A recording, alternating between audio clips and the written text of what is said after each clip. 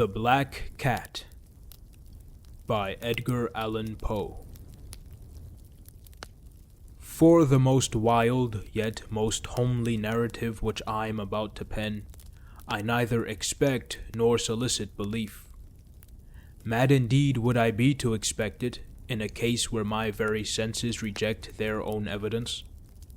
Yet mad am I not, and very surely do I not dream.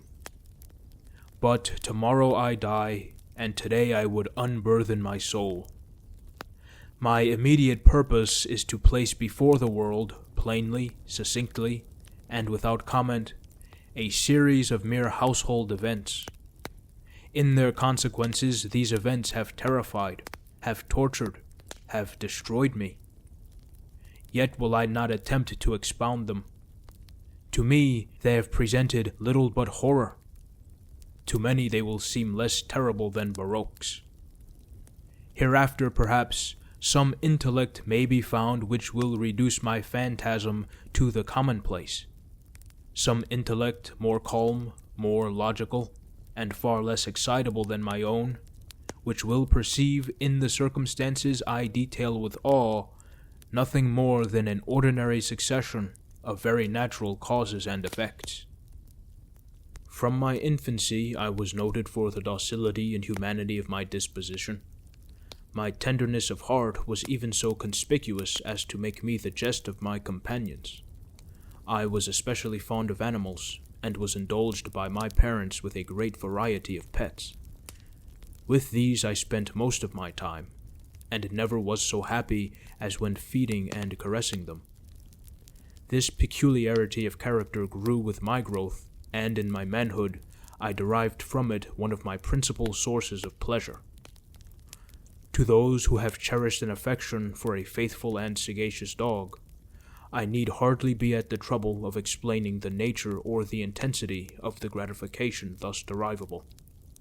There is something in the unselfish and self-sacrificing love of a brute, which goes directly to the heart of him who has had frequent occasion to test the paltry friendship and gossamer fidelity of mere man. I married early, and was happy to find in my wife a disposition not uncongenial with my own. Observing my partiality for domestic pets, she lost no opportunity of procuring those of the most agreeable kind. We had birds, goldfish, a fine dog, rabbits, a small monkey, and a cat. This latter was a remarkably large and beautiful animal, entirely black and sagacious to an astonishing degree. In speaking of his intelligence, my wife, who at heart was not a little tinctured with superstition, made frequent allusion to the ancient popular notion, which regarded all black cats as witches in disguise. Not that she was ever serious upon this point, and I mention the matter at all for no better reason than that it happens just now to be remembered. Pluto, this was the cat's name, was my favorite pet and playmate. I alone fed him, and he attended me wherever I went about the house. It was even with difficulty that I could prevent him from following me through the streets. Our friendship lasted in this manner for several years, during which my general temperament and character, through the instrumentality of the fiend Intemperance, had, I blush to confess it, experienced a radical alteration for the worse. I grew, day by day, more moody, more irritable, more regardless of the feelings of others. I suffered myself to use intemperate language to my wife. At length I even offered her personal violence. My pets, of course, were made to feel the change in my disposition. I not only neglected, but ill-used them. For Pluto, however, I still retained sufficient regard to restrain me from maltreating him, as I made no scruple of maltreating the rabbits, the monkey, or even the dog, when by accident or through affection they came in my way. But my disease grew upon me, for what disease is like alcohol? And at length, even Pluto, who was now becoming old and consequently somewhat peevish, Even Pluto began to experience the effects of my ill temper. One night, returning home much intoxicated from one of my haunts about town, I fancied that the cat avoided my presence. I seized him, when, in his fright at my violence, he inflicted a slight wound upon my hand with his teeth. The fury of a demon instantly possessed me. I knew myself no longer. My original soul seemed at once to take its flight from my body, and a more than fiendish malevolence, gin-nurtured, thrilled every fiber of my frame. I took from my waistcoat pocket a penknife, opened it, grasped the poor beast by the throat, and deliberately cut one of its eyes from the socket. I blush, I burn, I shudder while I pen the damnable atrocity.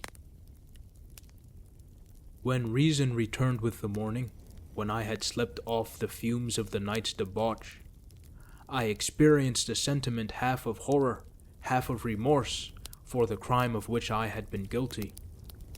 But it was at best a feeble and equivocal feeling, and the soul remained untouched. I again plunged into excess, and soon drowned in wine all memory of the deed. In the meantime, the cat slowly recovered. The socket of the lost eye presented, it is true, a frightful appearance, but he no longer appeared to suffer any pain. He went about the house as usual, but, as might be expected, fled in extreme terror at my approach. I had so much of my old heart left as to be at first grieved by this evident dislike on the part of a creature which had once so loved me. But this feeling soon gave way to irritation, and then came, as if to my final and irrevocable overthrow, the spirit of perverseness. Of this spirit philosophy takes no account. Yet I am not more sure that my soul lives than I am that perverseness is one of the primitive impulses of the human heart, one of the indivisible primary faculties or sentiments which give direction to the character of man. Who has not 100 times found himself committing a vile or a silly action for no other reason than because he knows he should not? Have we not a perpetual inclination, in the teeth of our best judgment, to violate that which is law merely because we understand it to be such? This spirit of perverseness, I say, came to my final overthrow. It was this unfathomable longing of the soul to vex itself, to offer violence to its own nature, to do wrong for the wrong's sake only, that urged me to continue and finally to consummate the injury I had inflicted upon the unoffending brute.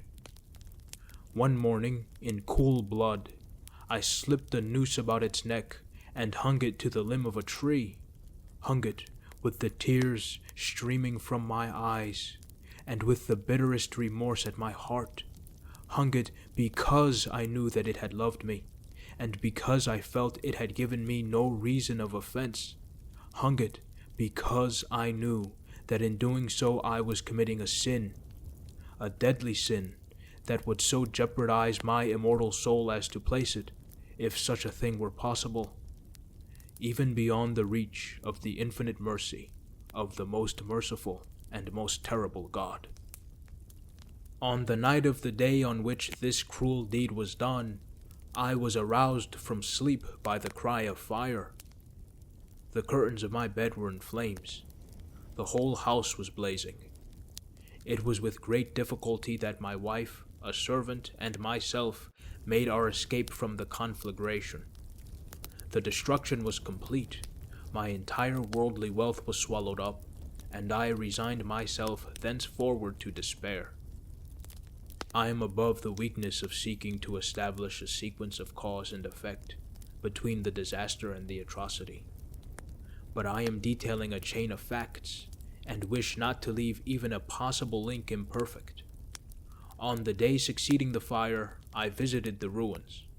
The walls, with one exception, had fallen in.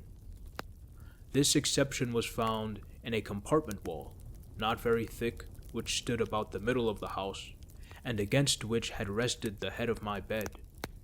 The plastering had here, in great measure, resisted the action of the fire, a fact which I attributed to its having been recently spread. About this wall a dense crowd were collected, and many persons seemed to be examining a particular portion of it with very minute and eager attention. The words "strange," "singular," and other similar expressions excited my curiosity. I approached and saw, as if graven in bas-relief upon the white surface, the figure of a gigantic cat. The impression was given with an accuracy truly marvelous. There was a rope about the animal's neck. When I first beheld this apparition, for I could scarcely regard it as less, my wonder and my terror were extreme. But at length reflection came to my aid. The cat, I remembered, had been hung in a garden adjacent to the house. Upon the alarm of fire, this garden had been immediately filled by the crowd, by some one of whom the animal must have been cut from the tree and thrown through an open window into my chamber. This had probably been done with the view of arousing me from sleep. The falling of the other walls had compressed the victim of my cruelty into the substance of the freshly spread plaster, the lime of which, with the flames and the ammonia from the carcass, had then accomplished the portraiture as I saw it. Although I thus readily accounted to my reason, if not altogether to my conscience, for the startling fact just detailed, it did not the less fail to make a deep impression upon my fancy. For months I could not rid myself of the phantasm of the cat, and during this period there came back into my spirit a half-sentiment that seemed, but was not, remorse. I went so far as to regret the loss of the animal, and to look about me, among the vile haunts which I now habitually frequented, for another pet of the same species and of somewhat similar appearance with which to supply its place.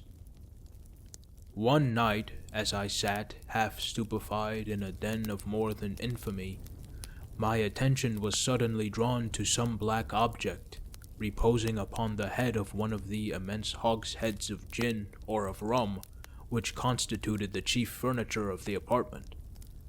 I had been looking steadily at the top of this hogshead for some minutes, and what now caused me surprise was the fact that I had not sooner perceived the object thereupon. I approached it and touched it with my hand. It was a black cat, a very large one, fully as large as Pluto, and closely resembling him in every respect but one. Pluto had not a white hair upon any portion of his body, but this cat had a large, although indefinite, splotch of white, covering nearly the whole region of his breast. Upon my touching him, he immediately arose, purred loudly, rubbed against my hand, and appeared delighted with my notice. This, then, was the very creature of which I was in search. I had once offered to purchase it of the landlord, but this person made no claim to it, knew nothing of it, had never seen it before. I continued my caresses, and when I prepared to go home, the animal evinced a disposition to accompany me. I permitted it to do so, occasionally stooping and patting it as I proceeded. When it reached the house, it domesticated itself at once, and became immediately a great favorite with my wife. For my own part, I soon found a dislike to it arising within me. This was just the reverse of what I had anticipated, but, I know not how or why it was, its evident fondness for myself rather disgusted and annoyed. By slow degrees, these feelings of disgust and annoyance rose into the bitterness of hatred. I avoided the creature, a certain sense of shame and the remembrance of my former deed of cruelty preventing me from physically abusing it. I did not, for some weeks, strike or otherwise violently ill-use it, but gradually, very gradually, I came to look upon it with unutterable loathing, and to flee silently from its odious presence, as from the breath of a pestilence. What added no doubt to my hatred of the beast was the discovery on the morning after I brought it home that, like Pluto, it had also been deprived of one of its eyes. This circumstance, however, only endeared it to my wife, who, as I have already said, possessed in a high degree that humanity of feeling which once had been my distinguishing trait, and the source of many of my simplest and purest pleasures. With my aversion to this cat, however, its partiality for myself seemed to increase. It followed my footsteps with a pertinacity which it would be difficult to make the reader comprehend. Whenever I sat, it would crouch beneath my chair, or spring upon my knees, covering me with its loathsome caresses. If I arose to walk, it would get between my feet and thus nearly throw me down, or, fastening its long and sharp claws in my dress, clamber in this manner to my breast. At such times, although I longed to destroy it with a blow, I was yet withheld from so doing, partly by a memory of my former crime, but chiefly, let me confess it at once, by absolute dread of the beast. This dread was not exactly a dread of physical evil, and yet I should be at a loss how otherwise to define it. I am almost ashamed to own, yes, even in this felon's cell I am almost ashamed to own, that the terror and horror with which this animal inspired me had been heightened by one of the merest chimeras it would be possible to conceive.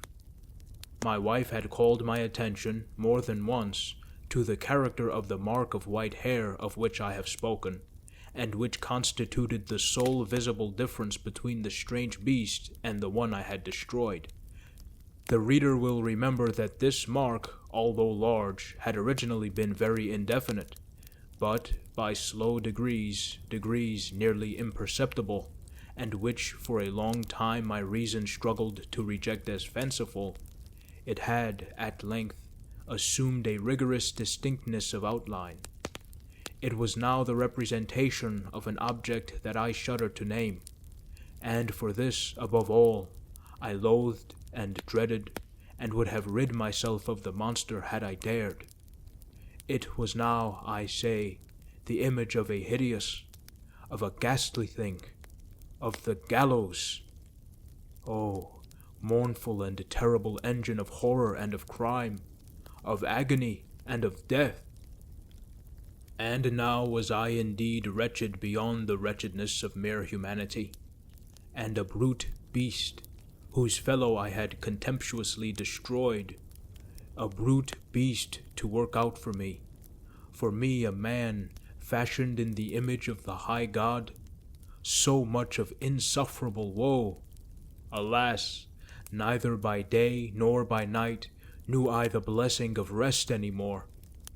During the former, the creature left me no moment alone, and in the latter I started hourly from dreams of unutterable fear, to find the hot breath of the thing upon my face, and its vast weight, an incarnate nightmare that I had no power to shake off, incumbent eternally upon my heart. Beneath the pressure of torments such as these, the feeble remnant of the good within me succumbed. Evil thoughts became my sole intimates, the darkest and most evil of thoughts. The moodiness of my usual temper increased to hatred of all things and of all mankind, while from the sudden, frequent, and ungovernable outbursts of a fury to which I now blindly abandoned myself, my uncomplaining wife, alas, was the most usual and the most patient of sufferers. One day she accompanied me, upon some household errand, into the cellar of the old building which our poverty compelled us to inhabit. The cat followed me down the steep stairs, and, nearly throwing me headlong, exasperated me to madness. Uplifting an axe, and forgetting in my wrath the childish dread which had hitherto stayed my hand, I aimed a blow at the animal, which of course would have proved instantly fatal had it descended as I wished. But this blow was arrested by the hand of my wife. Goaded by the interference into a rage more than demoniacal, I withdrew my arm from her grasp and buried the axe in her brain. She fell dead upon the spot, without a groan. This hideous murder accomplished, I set myself forthwith and with entire deliberation to the task of concealing the body. I knew that I could not remove it from the house, either by day or by night, without the risk of being observed by the neighbors. Many projects entered my mind. At one period I thought of cutting the corpse into minute fragments and destroying them by fire. At another, I resolved to dig a grave for it in the floor of the cellar. Again, I deliberated about casting it in the well in the yard, about packing it in a box as if merchandise, with the usual arrangements, and so getting a porter to take it from the house. Finally, I hit upon what I considered a far better expedient than either of these. I determined to wall it up in the cellar, as the monks of the Middle Ages are recorded to have walled up their victims. For a purpose such as this, the cellar was well adapted. Its walls were loosely constructed, and had lately been plastered throughout with a rough plaster, which the dampness of the atmosphere had prevented from hardening. Moreover, in one of the walls was a projection caused by a false chimney or fireplace that had been filled up and made to resemble the rest of the cellar. I made no doubt that I could readily displace the bricks at this point, insert the corpse, and wall the whole up as before, so that no eye could detect anything suspicious. And in this calculation I was not deceived. By means of a crowbar I easily dislodged the bricks, and having carefully deposited the body against the inner wall, I propped it in that position, while, with little trouble, I relaid the whole structure as it originally stood. Having procured mortar, sand, and hair, with every possible precaution, I prepared a plaster which could not be distinguished from the old, and with this I carefully went over the new brickwork. When I had finished, I felt satisfied that all was right. The wall did not present the slightest appearance of having been disturbed. The rubbish on the floor was picked up with the minutest care. I looked around triumphantly and said to myself, "Here at least, then, my labor has not been in vain." My next step was to look for the beast which had been the cause of so much wretchedness, for I had at length firmly resolved to put it to death. Had I been able to meet with it at the moment, there could have been no doubt of its fate. But it appeared that the crafty animal had been alarmed at the violence of my previous anger, and forbore to present itself in my present mood. It is impossible to describe or to imagine the deep, the blissful sense of relief which the absence of the detested creature occasioned in my bosom. It did not make its appearance during the night, and thus for one night at least, since its introduction into the house, I soundly and tranquilly slept. I slept even with the burden of murder upon my soul. The second and the third day passed, and still my tormentor came not. Once again I breathed as a free man. The monster, in terror, had fled the premises forever. I should behold it no more. My happiness was supreme. The guilt of my dark deed disturbed me but little. Some few inquiries had been made, but these had been readily answered. Even a search had been instituted, but of course nothing was to be discovered. I looked upon my future felicity as secured. Upon the fourth day of the assassination, a party of police came, very unexpectedly, into the house, and proceeded again to make rigorous investigation of the premises. Secure, however, in the inscrutability of my place of concealment, I felt no embarrassment whatever. The officers bade me accompany them in their search. They left no nook or corner unexplored. At length, for the third or fourth time, they descended into the cellar. I quivered not in a muscle. My heart beat calmly as that of one who slumbers in innocence. I walked the cellar from end to end. I folded my arms upon my bosom and roamed easily to and fro. The police were thoroughly satisfied and prepared to depart. The glee at my heart was too strong to be restrained. I burned to say if but one word by way of triumph, and to render doubly sure their assurance of my guiltlessness. "Gentlemen," I said at last, as the party ascended the steps, "I delight to have allayed your suspicions. I wish you all health and a little more courtesy. By the by, gentlemen, this is a very well-constructed house." In the rabid desire to say something easily, I scarcely knew what I uttered at all. I may say, an excellently well-constructed house.